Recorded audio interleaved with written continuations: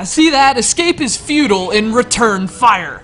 In fact, it's almost as futile as the 3DO, the ill-fated console to which Return Fire was originally released. As with many other games too good to die in the trenches with the 3DO, Return Fire would retreat to other battlefields, so to speak. It was ported to the original PlayStation in 1996, just a year after its 3DO debut. We're obviously playing that version here, sent to us by our good friend Dean from California. Thanks for the big freaking box of violent games, Dean. We'll be getting to them over the next week or so here on Undertow, but we wanted to start here. It just felt right, like our American duty. That's right, Undertoads. Why bomb buildings and run over people in video games when you can do it in real life? Jeez, people get bent out of shape over Mortal Kombat. Return Fire is a top-down tank shooter, another step on an evolutionary line that goes back almost 40 years now to games like Tank in the arcades and even Combat for the Atari 2600.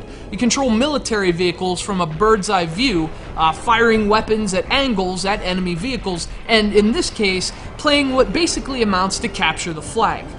Or capture the escapees in your tank and run them over. Honestly, that squish, probably the coolest thing about Return Fire. You have 4 vehicles to choose from in Return Fire, each with its own strengths. And to carry out each mission, you have to swap between those vehicles to most effectively dispose of your enemies and clear a path to the flag. There's probably a bit of strategy in choosing vehicles to use and approaching your objective, but, well, I'm not one for strategy or planning. I typically just give the area unprepared flyovers in my helicopter while blindly carpet bombing my foes into the Stone Age. And once I get tired of senselessly chasing unarmed men into the sea simply to expedite their inevitable fate, that's when I send in some tanks to run over any remaining cowards, like taking a boot to a cockroach. My strategy is stick with what works, even when it doesn't.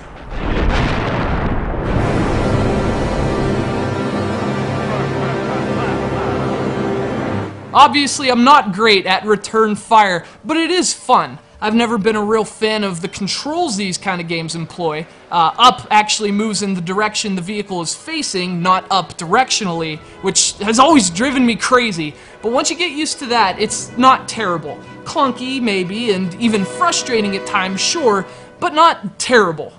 So you have tanks, helicopters, rocket-launching armored vehicles, which, where do you get those?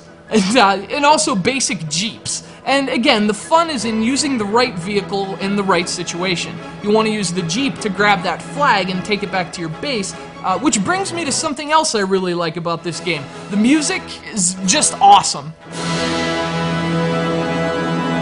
Actually, the presentation in general is pretty good. It's fittingly goofy. The levels have funny names like Cakewalk, for example, and after completing each level, you see an old video clip.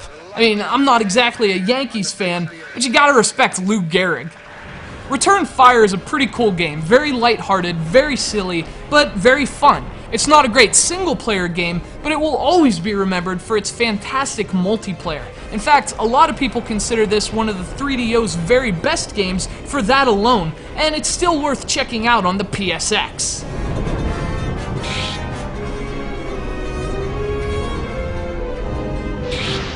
Ooh, I mean, even 15 years later, that sounds awesome.